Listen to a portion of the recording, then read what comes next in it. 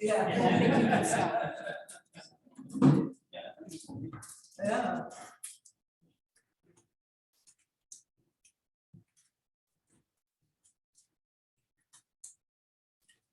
Hello, everyone. It's good to have you all with us today.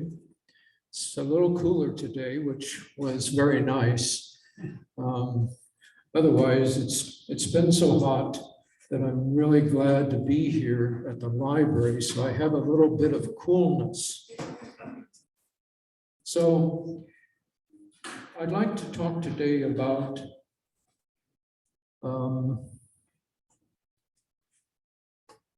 a history of the Schwenkfelders that is written by the Schwenkfelders. So, starting as early as 1719, non-Schwenkfelders wrote histories about the Schwenkfelders.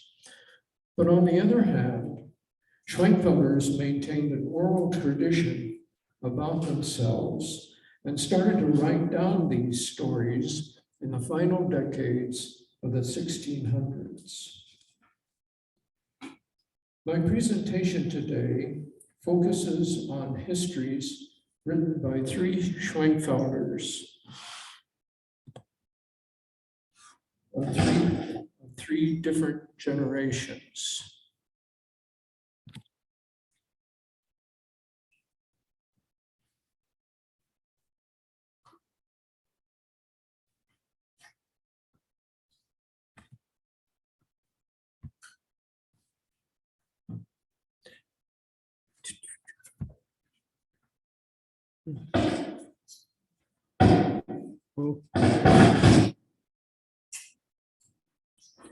Okay. Let me start here a little further back. I'm not sure. Okay. So my presentation today focuses on histories written by three Schwenkfelders of three different generations. Martin John the Younger, 1624 to 1707, Balthasar Hoffmann, and Christoph Schultz. These men were Schwenkfelders of different points of view, that is, liberal, conservative, and moderate.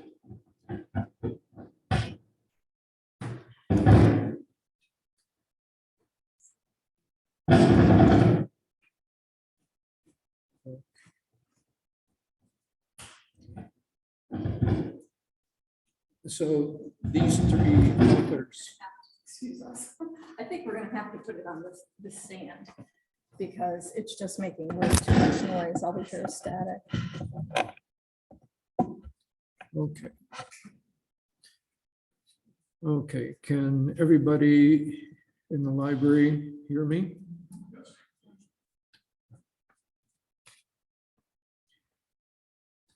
Okay, I was saying these men were Schwenkfelders of different points of view, liberal, conservative, and moderate, respectively.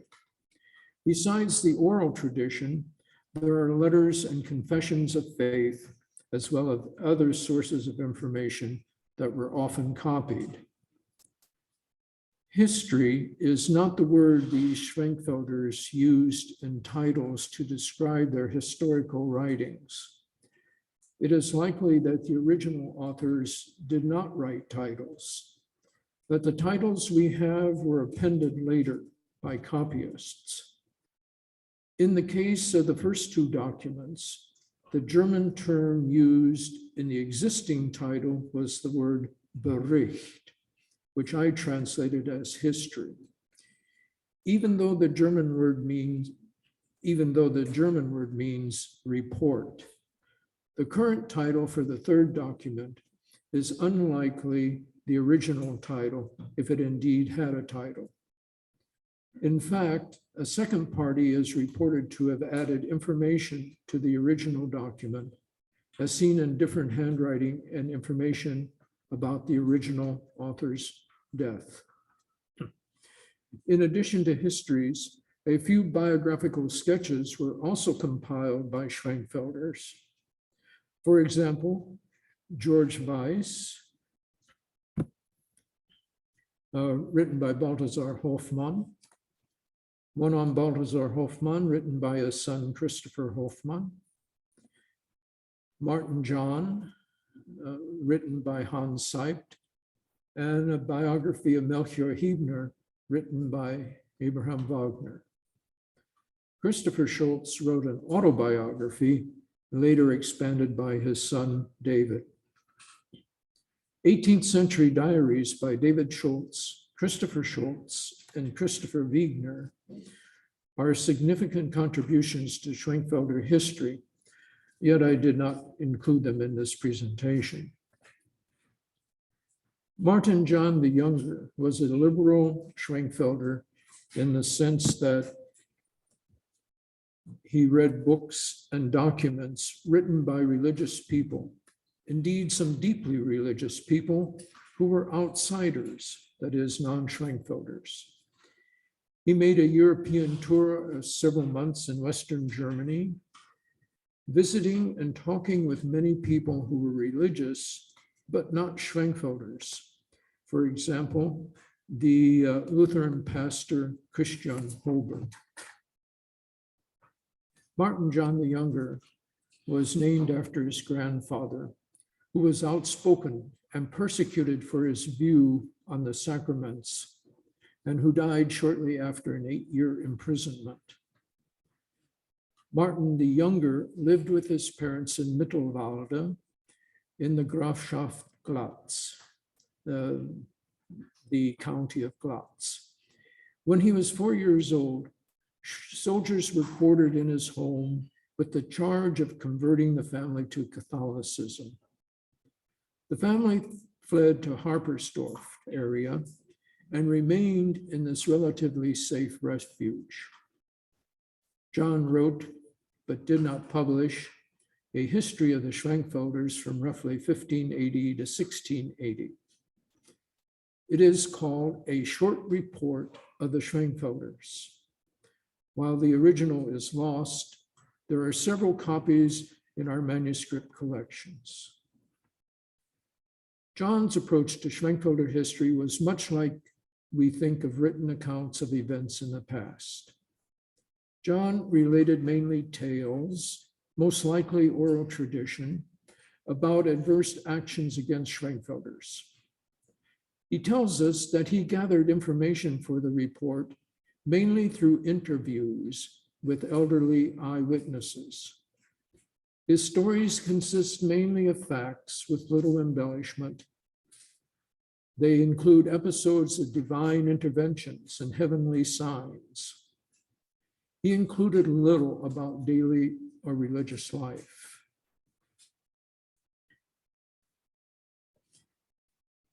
John's history begins with a few words about Caspar Schwenkfeld. His earliest stories stem from Silesia in the late 1500s, which include his grandfather and a shepherd called Antonio Oelsner, both of whom saw religious signs in sky and nature. Now, and I quote here, now I'll relate something which my father's sister saw and attested to. Oelsner was preaching in a house, and his sermon continued long into the night. Since they no longer had anything to light for a lamp, he continued to preach in the darkness. Then a beautiful shining crown could be seen above him, and in the middle of the crown, there was a hand equally brilliant and radiant, which hovered over him for a moment, and then receded and disappeared. Most of the Schwenkfelder offenses were against the sacraments of baptism and communion. John includes the story of George Heydrich and Balthasar Jäkel, who were jailed and put into stocks for 6 weeks because they did not take their newborns to church for baptism. Schwenkfelders felt infant baptism was unbiblical and unnecessary. John also tells a story about Schwenkfelders who were jailed and then sent to Vienna to man galleys in a Turkish war, or to serve as shields for soldiers on front lines. But hardly any of these Schwenkfelders ever came to harm due to divine intervention. At the very end of the history, John wrote two interesting vignettes about Schwenkfelder worship services. The first is about Sunday worship, and later we'll learn about daily worship. Quote, in the morning after everyone had prayed upon getting up, the people gathered. While standing, they sang morning hymns. Then they read prayers from a book and sang prayer hymns, particularly those to the Holy Spirit. All of this was done while standing. Later, according to the custom of the time, they sang while seated. Then they prayed and read several sermons, which they followed up with praying and singing of hymns. When they had a meal, after which they prayed and sang prayer hymns while standing, reading until evening had completely descended upon them, they then prayed and sang while standing. That was the order of worship. Then John described the daily services. When the people came together during the week, there was usually more singing. Whenever someone wanted to go home, everyone would kneel together and pray. The light was then extinguished so that no vision might come before the eyes of a person, which would spoil the devotion in his heart. Occasionally, one or another person would see a bright beam of light going among the people and such things as that. Not everyone saw it, however. Unquote. And quote, when reading was forbidden and the people saw that they would go from the Kammergut to prison, the participants felt that they still wanted to meet since someone was still there, even if it meant that more of them would be put into prison. Then, when we five were incarcerated, the meetings died off.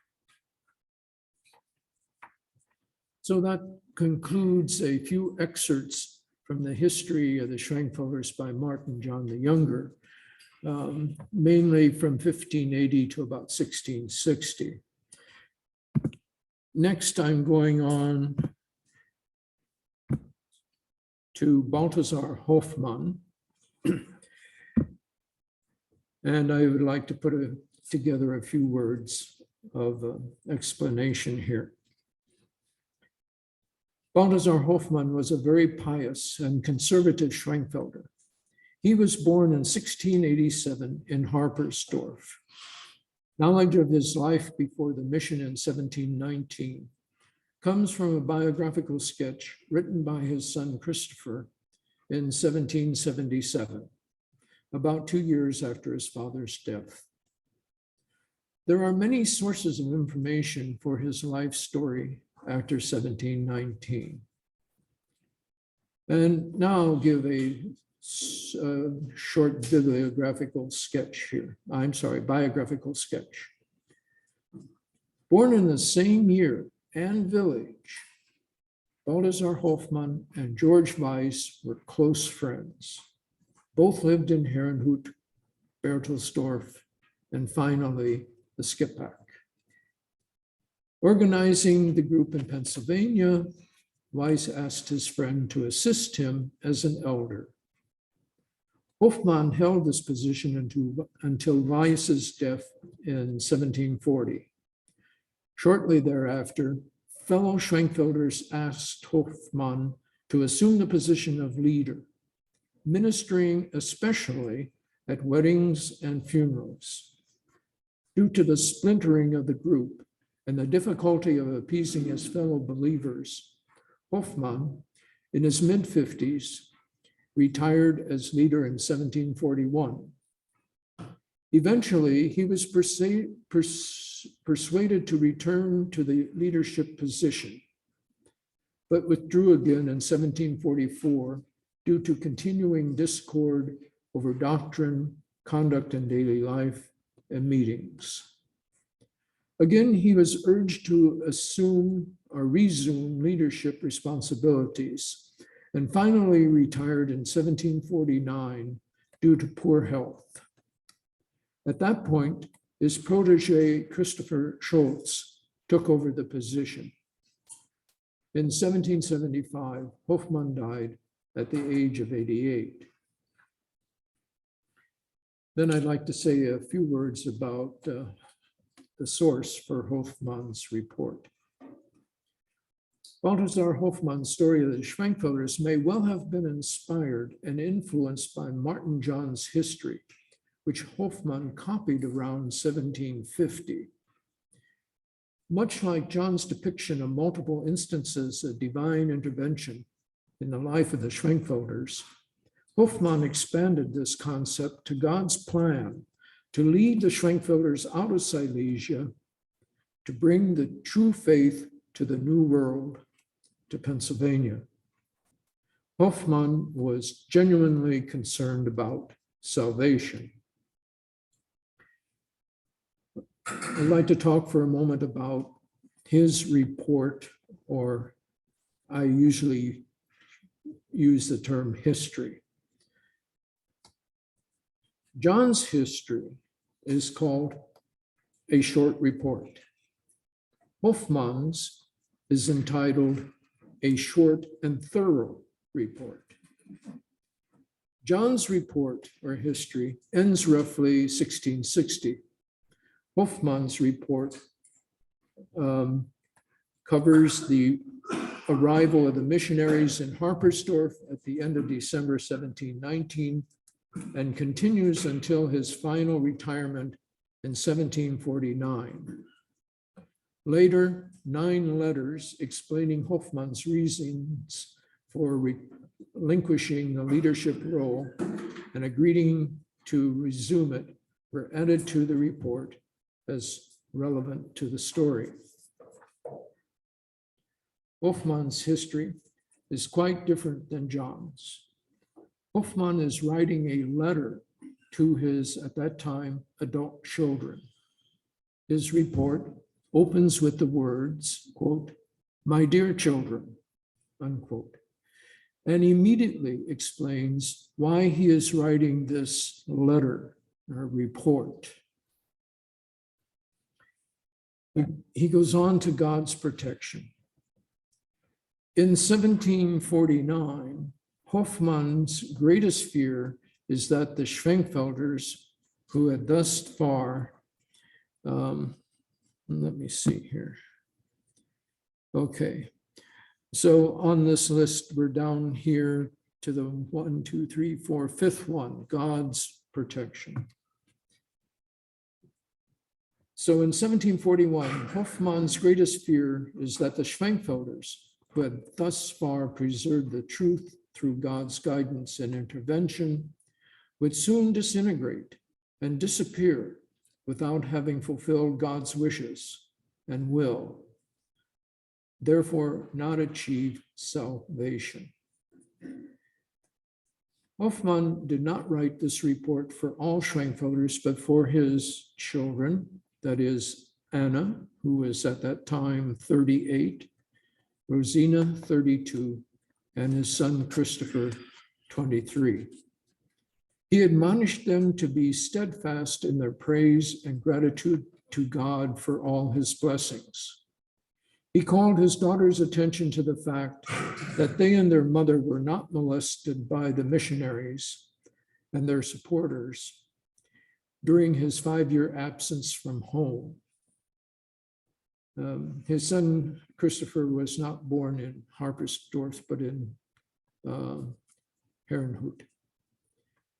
Likewise, that God had protected him as well, while he and his father lived in hiding from fear of the persecution and arrest in Vienna, while they were on their mission to present petitions to the emperor. I feel compelled to consider how, out of fatherly duty, I might leave something to remind you of the decline of our people, especially in regard to our confession of faith and the pure witness of truth. Something which would admonish you to remembrance, attentiveness, seriousness, diligence, and prayer.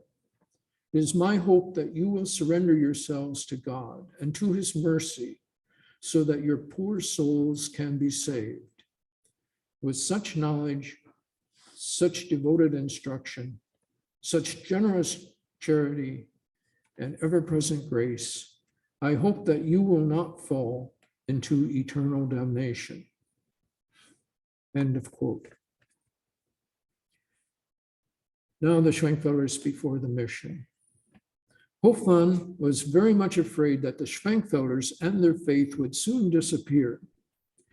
He wrote about their existence in Harpersdorf before the mission, saying, in Silesia, quote, the closer we come to the present, that is the 1720s, the more our numbers have decreased, actually to the point where even in my lifetime, there were very few people of faith left.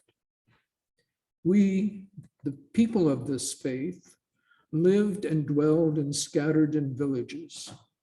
We belonged to the Lutheran Church and were obedient to the preachers in service and tithes. Service here means doing physical things to help out the parish.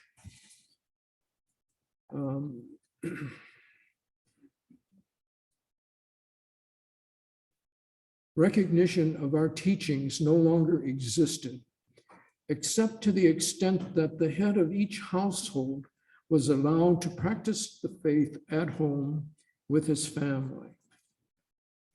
And then he goes on to talk about conditions in Saxony.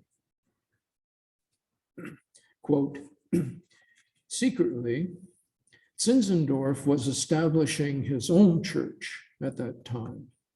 It was his very intention to propose that we join his church and become a part of its congregation.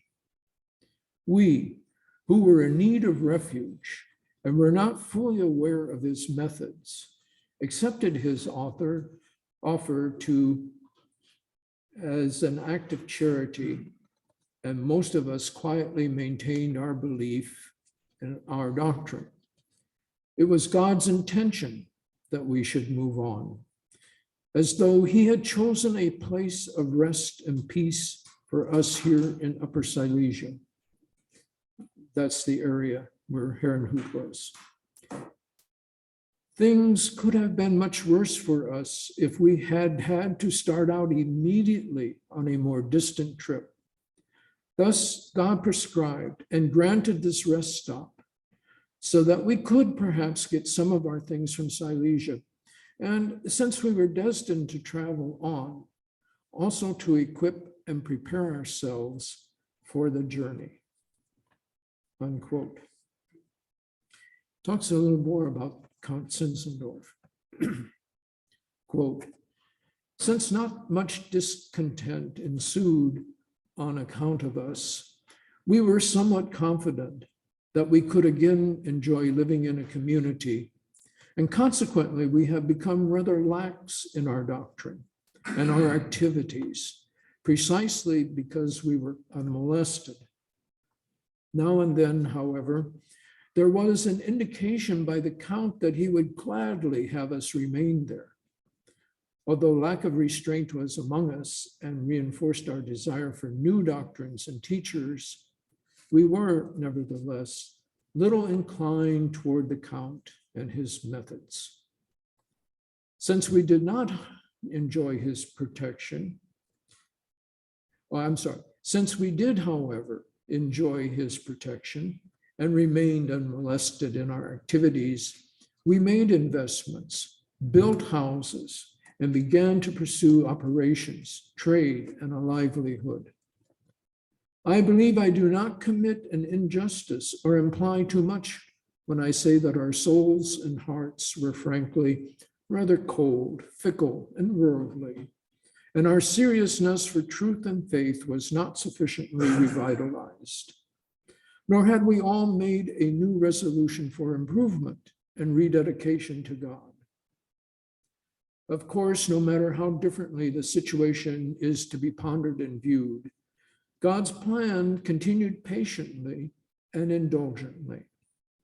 Since it was God's will that we, or rather our faith, was not to stay in Saxony any longer, the point was reached where we were not to be tolerated there any longer. Soon a date was set for our departure. It has been God's one and only plan to bring us and our truth together in one place where there would be freedom from all whims and assaults. Unquote. And now, God's plan for the Schwenkfelders. Hoffmann wrote further about God's plan for the Schwenkfelders. Quote, I see in these actions of God the testimony of his truth and what his intention and great concerns were, but that no one or anything was able to alter or hinder his plans and intentions for us. He certainly demonstrated his patience and forbearance. Just think of all the things God did with the Jewish people to bring them out of Egypt and through the desert into the promised land. And then is a concern about the dispersal of God's truth. Hoffmann wrote about the spread of God's truth from Asia to Europe to Silesia. Quote, when we consider that Asia and Africa enjoyed nothing of God's pure truth, and that that part of the world laid not only in decadent Christianity, but also in ominous heathendom and idolatry, while at the same time, this light of truth spreads by means of evangelism throughout much of the countryside, yet not taking hold nearly anywhere except in Silesia, where it thrived. But since the people did not value or esteem the truth, God wanted to bring his witness of pure truth to America before the end of the world, before the correct, pure, unvarnished truth disappeared from the entire world. Unquote. And then he reminded his children of God's blessings. He wrote, quote, in the course of the works and ways of God, it is quite proper that several benevolent acts of God should be called to mind, which God brought about and bestowed upon us Schwenkfelders in particular. The first of these to be considered is the magnificent freedom whereby we are subject to no one in anything, and no one may hinder us. Not to be subject to anyone in anything means to be without monthly tributes of money, without any service at royal courts, without any demands, and up to this time, even without military service. Nor are we bound to anyone in matters of baptism, marriage, and funeral.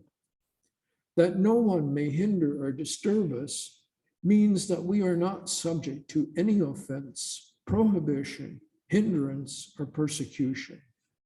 We may practice what we wish. We are also free to hold and conduct meetings where, when, and as often as we wish.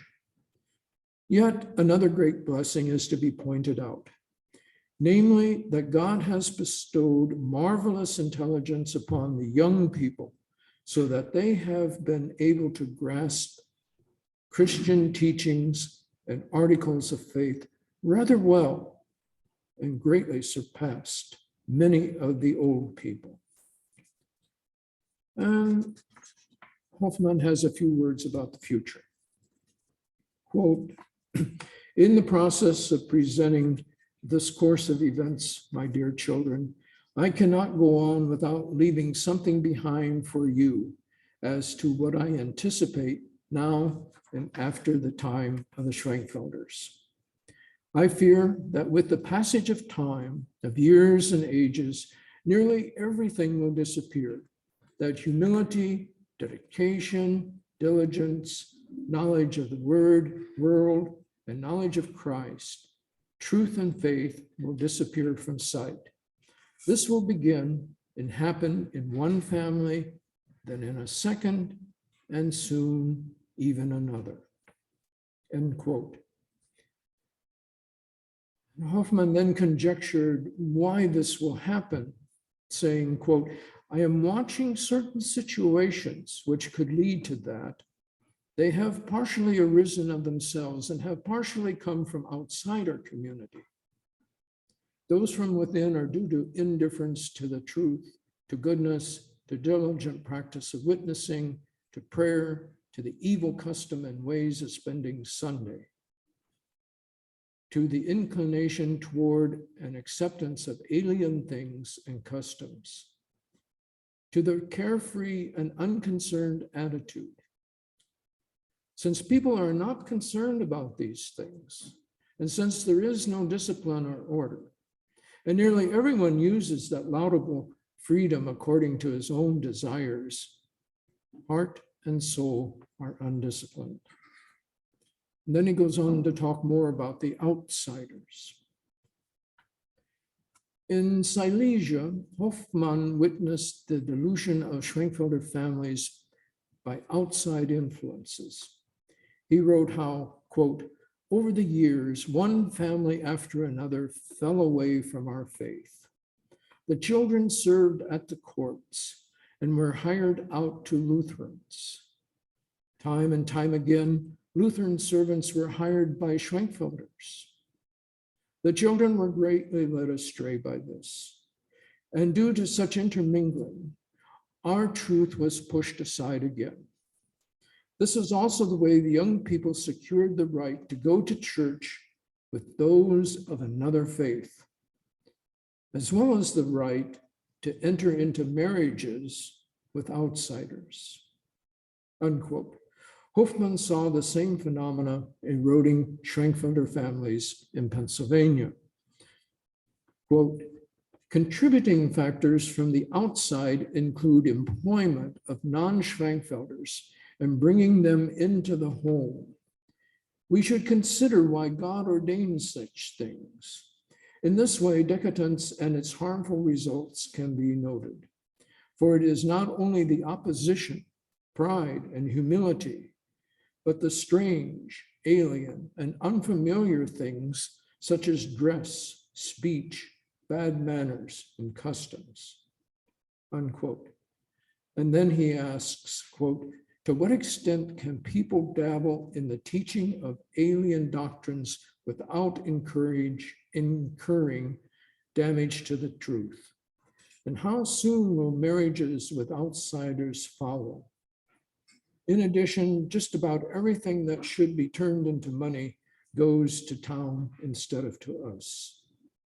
Are there not opportunities for social gatherings here and there? At social gatherings, there are all sorts of discussions. A lot is seen, learned, imitated, and participated in by many people. The results are bad habits and all sorts of rudeness. Whereas the old people still do not want to accept these things and refrain, they are readily accepted by the young people. In addition to that, city styles are here, where once villages and cities were clearly distinguished by the attire and fashions of the farmer and the city dweller. Everywhere the ways of the city are being foisted upon the whole countryside. There is practically only a single color and style. That is the reason why we should be careful considering the sorts of danger our people are being exposed to right now. We have an extremely grave situation in that the humble occupation of spinning is not commonly pursued in this country. Consequently, we often overlook the fact that many of our young people are pursuing such idleness, and their minds are being forever directed toward the outside world. And that is Hoffmann's view of how Schwenkfeldianism is declining, not only in Silesia in Europe, but also in America. Now I'd like to go on to the third document, one written purportedly by Christopher Schultz.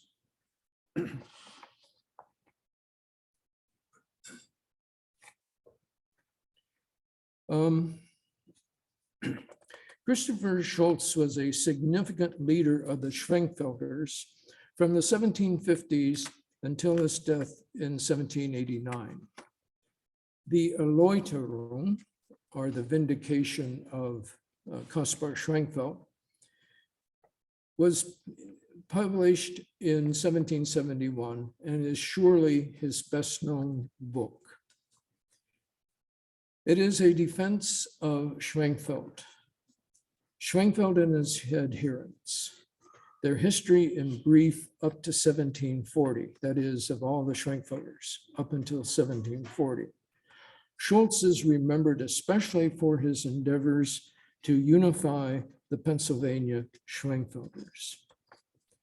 There are two manuscripts called historical notes, which date from 1750 to 1775, and the second one, 1775 to 1789.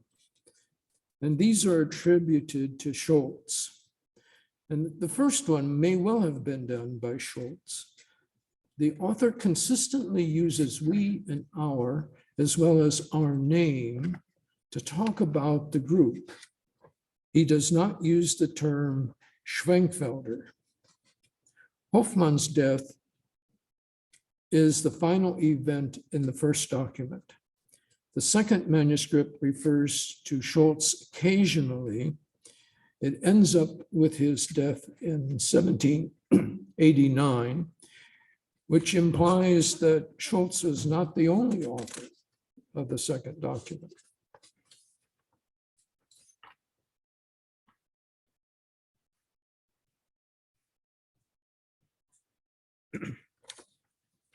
The historical notes are better described as a chronicle.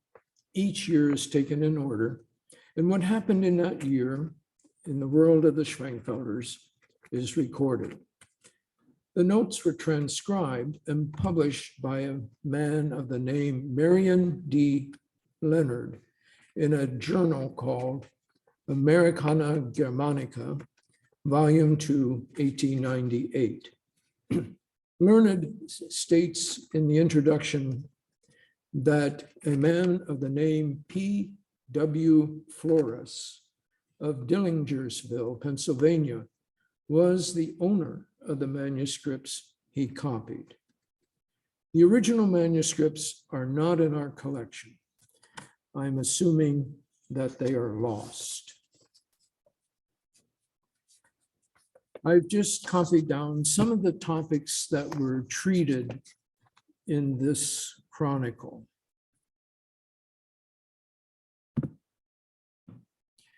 Okay, what you see on the screen is the first page of the first document as it appears in this academic journal. And you can see that it starts with the year 1750, and he has a long account of what happened at that time. And here's a few things that he notes in all of his chronicle entries. 1750 talks about Zerstreutigkeit, and is the problem that the Schwenkfelders were having ever since they arrived here. Although they had wanted to settle in one location near one another and live as they generally did in Europe, that was not possible here. They were all, it was necessary for all of them to acquire their own properties, and they settled everywhere from Norristown on up to Milford. Milford was, I think, the furthest northern point of their settlement. In 1752, Hoffmann, there is a report of Hoffmann's retirement and the funerals at that time. So they're having problems again with funerals. One reason why they wanted Hoffmann to take on that leadership position is to provide services for funerals and weddings, especially, as well as education for the youth. In 1753, he brings up the title of Gedächtnistag, or the Day of Remembrance, as it's now referred to, and talks about a little bit of a gap in the annual celebration of Gedächtnistag, because they didn't really have someone in position to do that. Then around 1755, we start hearing reports about the French and Indian War and what effect that had here in America. And while Schwenkfelders were not especially involved in that, they did have a concern about it. And then a couple of years later, they joined the Quakers in the Quakers' push to settle the disputes with a treaty instead of with war. And so the Quakers were raising money to improve the economy of the Native Americans at that particular time. In 1759, he talks about the Sunday visits. Now, these visits are just Schwenkfelder words for worship service. They didn't really call them that. They would visit one another in someone's home and have their worship service there. They didn't call it the meeting, which was the usual term for their worship, but these were just simply visits. One neighbor would visit another. There was very little participation in that to begin with, but as time goes by, there are more and more people joining together in these visits, and eventually they move on to construct meeting houses. So let's look at 1762, is when the treaties were signed between the English and the Native Americans. And it's also the year that the Schwenkfelders published their own hymnal here in America. Previously, they had used European hymnals, but now they had their own. 2 years later, 1764, they're raising money for Schwenkfelder schools. All of these little projects, the hymnal, the schools, and such, were efforts to bring the people closer together and unify them. 1775 is Hoffmann's death, and that's the end of the first manuscript. This is the journal article on the second manuscript. You see it has a much longer title.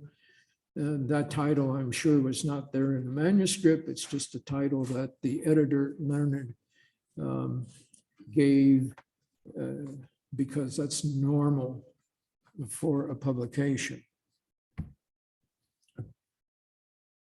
Here, we're not sure exactly who is writing the chronicle. It could well have been Christopher Sauer to begin with, but Leonard says in his introduction to this manuscript that there are at least 2 different hands writing this journal. So again, it proceeds year by year. in 1775, it talks about the correspondence with Heinz coming to a close. Heinz was a person in Silesia who was looking after the few elderly Schwenkfelders who were left in Silesia. We don't know exactly how many there were very few, maybe a dozen people. But a man by the name of Karl Ehrenfried Heinz looked after them, saw to their needs. He corresponded regularly with Christopher Seller and the other Schwenkfelders here in Pennsylvania. But in 1775, Heinz passed away, and consequently, the correspondence ends. The Schwenkfelders are mentioned in the chronicle for that year that they're concerned about religious education for the young people. They've had a catechism since 1763, but people had the feeling that some changes need to be made in how the young people learn about their doctrine. The Revolutionary War is coming up. 1777 is the test law. That is, people who had come to Pennsylvania as immigrants had to pledge an oath to King George. And now they're being tested. That is, will they change their allegiance from King George to the American cause? And that was a part of the test. And the Schwenkfelders are really in a bind in that they didn't really want to take an oath to King George, but they wanted to be able to remain in Pennsylvania. And so many of them did. And we're talking here about men 16 and older. So a couple of our Schwenkfelders hesitated to switch their allegiance. And even though they were not particularly enamored with King George, so they were put in jail because they would not change their allegiance. And the Schwenkfelders, mainly David Schultz or Christopher Schultz, would have to bail them out of jail. So that was what they were talking about in 1777. 1779, again, they're still pushing a revision of the 1763 Catechism.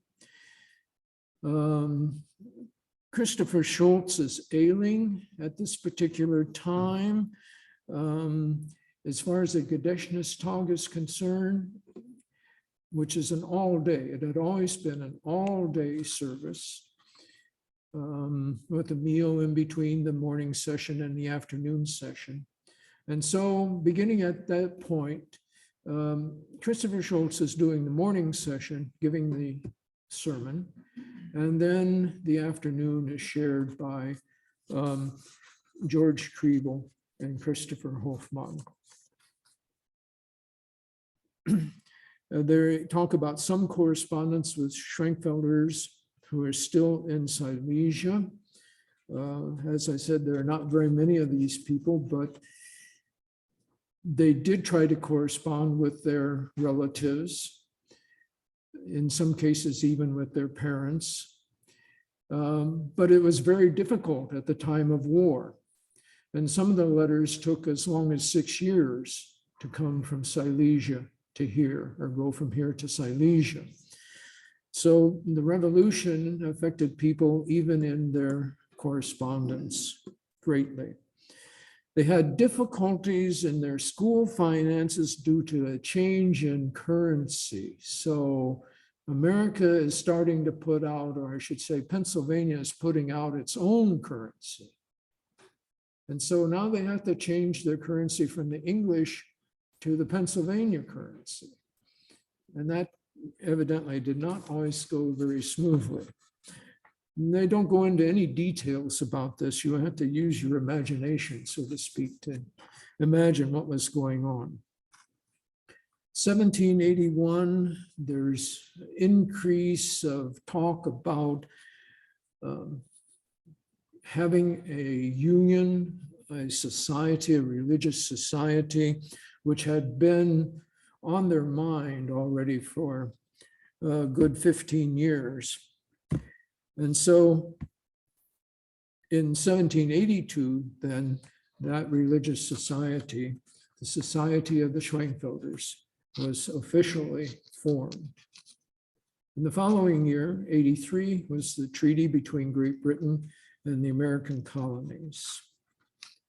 And then 1784, this really jumped out at me, that they would write and say, the passing in April of George Viehmeyer after a brief illness.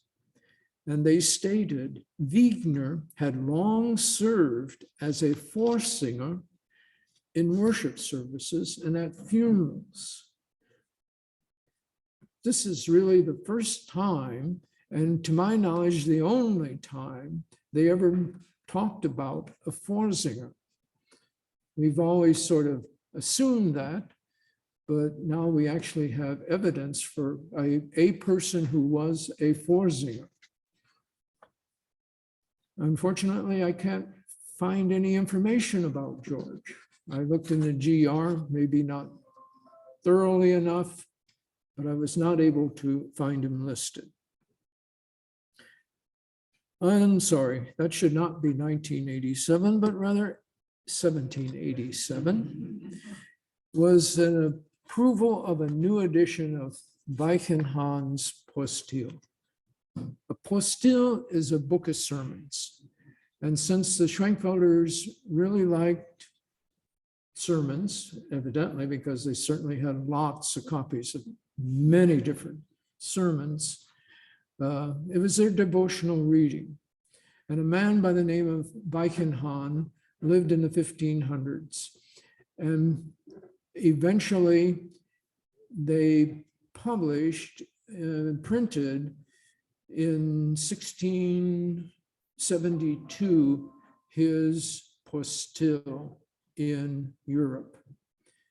And now, after nearly 2 centuries, they're going to have a reprint of that particular postil. After 2 centuries, it's still popular enough that they need to print more copies. And that's not the last one. The last copy was printed, or I should say the last printing of his postil was 1791. And then the book ends with Christopher Schultz's death in 1789.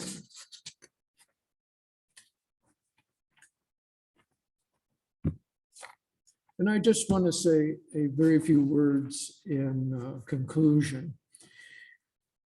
This presentation highlighted 3 documents by 3 early Schwenkfelders who were acutely aware of various events during and before their lifetimes that were influential in shaping Schwenkfelder religious beliefs and lifestyles. They left their descendants a sense of their history, as well as a premonition of the future. These men had an understanding of history and how it could bind people together in a common cause. They felt that these records were an important legacy for the survival of God's truth. As I say here, if you would like to read more about the reports of Martin John and Balthasar Hoffmann, they are published together in English translation in a book called The Tumultuous Years, Schwenkfelder Chronicles, 1580 to 1750. We do happen to have a couple copies left in our gift shop, and you can have a copy at the outrageous 1980 price, original price of that book, for $3 plus tax. Okay, at this time, I would like to open for questions and comments.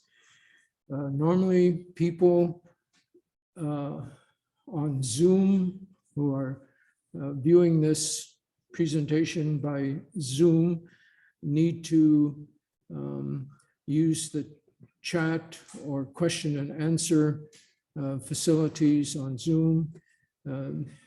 And we will get the question and I will make the answer available to both the Zoom audience and the live audience. Do we have a question? Yes. You went through quite a bit of dates and stuff, but I've always been curious, what was the earliest Schwenkfelder?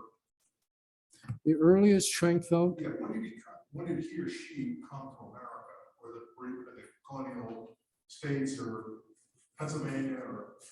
Right. So Schwenkfelders came to Pennsylvania between 1731 and 1737. The main voyage was the voyage of 1734. Roughly 200 people came on that particular voyage.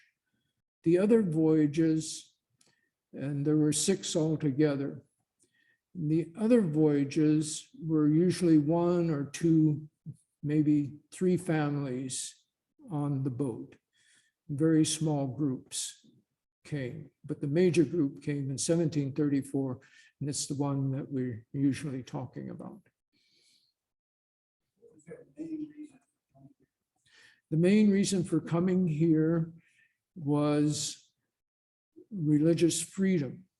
In Pennsylvania, the colony of Pennsylvania was really the only colony to offer that particular freedom, because in Europe, the Schwenkfelders were outlawed because they did not agree, they were not officially recognized by the treaties that ended the Reformation, which recognized, besides Catholicism, Lutheran and Reformed Lutheran eventually. So they were not of any of those groups, and anybody outside of those groups were always being harassed, persecuted, because they did not belong to the official religions. Religion was a part of the state, and these people who came here for religious freedom wanted clear-cut separation between government and church. And what is a force?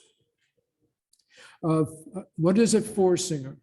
So a foresinger is a person who leads the hymn singing. He will set the pitch and get everybody started so they're all together uniformly singing. Something like a choir director, but he would be doing the singing. The Schwenkfelders had no musical instruments in their services. So that's why you had a Vorsinger, a person who stands before the group and leads the group by singing, by starting the singing. Other questions? Alan, there's Yeah. a question online. Someone wants to know what is meant by the practice of witnessing. The practice of witnessing is simply declaring your understanding of Christianity. So you witness to your beliefs about Christianity. Another question? Yes. We've been invited to Quakers to come to Pennsylvania, so were the Schwenkfelders also invited by Penn, or did they just kind of show up? Because I heard about the religious freedom and stuff here in Pennsylvania. Okay, the question is, were the Schwenkfelders invited by William Penn to Pennsylvania? And the answer to that is clearly no. The Schwenkfelders looked around various possible sites of refuge. There are several possibilities because there were lots of groups in the German-speaking area at that time that were not officially recognized by the state as a legal religious organization. And all of those people then were pursued. Some found refuge in Holland, some came here to Pennsylvania. And so Zinzendorf was not real happy with the Schwenkfelders because they didn't want to join his church. So he thought that the Schwenkfelders could go with a group of Moravians to Georgia and set up an enclave there in Georgia. But the Schwenkfelders didn't want to do that. So more or less, they snuck behind his back and got on a boat that went first to England, because anybody coming to the colonies had to come on an English boat from England. And then they arrived in Pennsylvania. Another question. That counts Zinzendorf. Is that the same Zinzendorf that part of the Moravians? Yes, this man by the name of, Traveled on the frontier, trying to Native Americans. Same person. right. So Zinzendorf was offering refuge to two groups at the same time. The one group was the Schwenkfelders, and the other group was the Moravians. And it was the Moravians as missionaries he was sending to Georgia, and he thought the Schwenkfelders could just go along. So the Moravians settled in Bethlehem, which, as you know, is not that far from here. And the Schwenkfelders and the Moravians in Bethlehem had a good relationship. And as far as mail is concerned, the Moravians were going back and forth between Europe and Pennsylvania. And the Moravians were usually the carriers of postage, of money, letters, and other things that went back and forth between the two groups of Schwenkfelders. Was Zinzendorf, from what I read, was he a Moravian man? Was he in the middle? So yes, he, okay, so we'll put him in the middle. So the question is, where does Zinzendorf fit into this picture? And Zinzendorf was a very devout Lutheran, but he had some ideas of his own, and they come out of Moravia to a certain extent. And so the Moravians were a separate group. Zinzendorf was, of course, with his own Lutherans, people who lived in his villages on his estate, and then the Schwenkfelders joined. The Moravians had been there 3 or 4 years before the Schwenkfelders got there.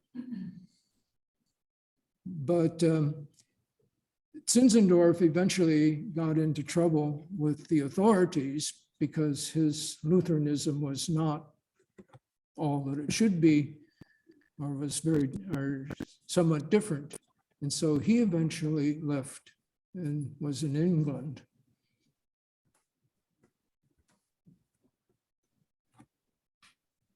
Alan, thank you so much for a very fine presentation, as always. I have 2 questions. One, I'm struck by such a small number of Schwenkfelders, yet having 3 historical accounts. Do you feel that that is in line with other migrant groups at that time? Is this distinct for the Schwenkfelders? Do you have any thoughts on that?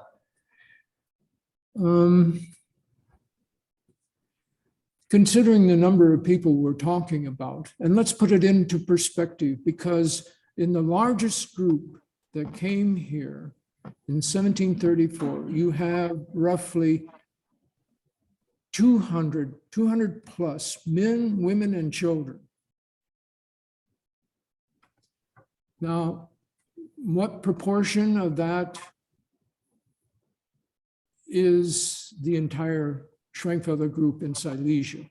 We don't have any real strict accounts of population of Schwenkfelders in Silesia, but most people think this must be around 1,500 or slightly more. So we're not talking about a large number of people at any point in time. So I would say, yes, we have these 3 accounts, but by the Schwenkfelders themselves, but remember too that they're in different generations. So John dies in 1707. Hoffmann dies in 1775, and Christopher Schultz dies in 1789. So that's quite a time spread for those 3 authors to write notes, sketches, vignettes about their events. A follow-up question, if I might. You wrote about, you mentioned that John's history and Hoffmann's history can be found in the tumultuous years, and Schultz in the Alautory Vindication from 1771. Do these accounts of the Schwenkfelders that speak about the Stilstand, they speak about the Eucharist in their recounting of history? Nobody talks about that in their accounts. Christopher Schultz goes into that in detail in his book, Erläuterung der Defense of Schwenkfeld. There you will find it. But not necessarily Hoffmann or No.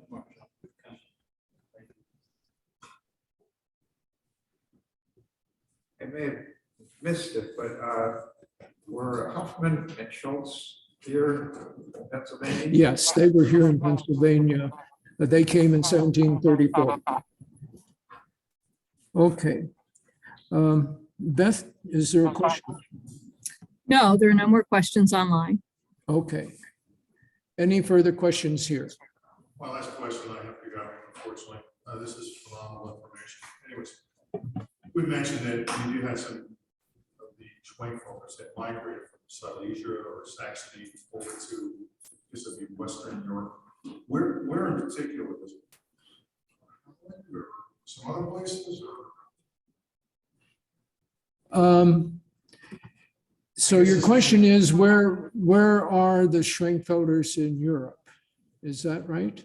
Well, essentially, right. I mean, I think if I remember correctly, you said that most of them were in Silesia or in around Saxony at some point, but some of them, I guess through religious persecution or whatever, have left. Yes. And gone west. And that's why I'm trying to figure out where. Yes. Okay. So the Schwenkfelders were in what's called Lower Silesia. And some of them converted to Lutheranism, the Lutheran Church, and then stayed in that particular area. But those who did not become legal religious representatives moved westward to Saxony. So Saxony and Silesia are on the border. There's a river, there's a border there between Saxony and Silesia. So they essentially border each other. Right, so opposite borders. Gotcha. And other people like Mennonites, for example, were living in Holland area. Gotcha. And so they thought about going to Holland at some point, but the Schwenkfelders did not Okay. go to Holland. So they're basically all there in Saxony or Silesia. Gotcha. Okay. Thank you very much. That was very, very enlightening, to say the least. Yes, I realize that I assumed a lot of knowledge on your part in what I said today. And so I thank you for your patience.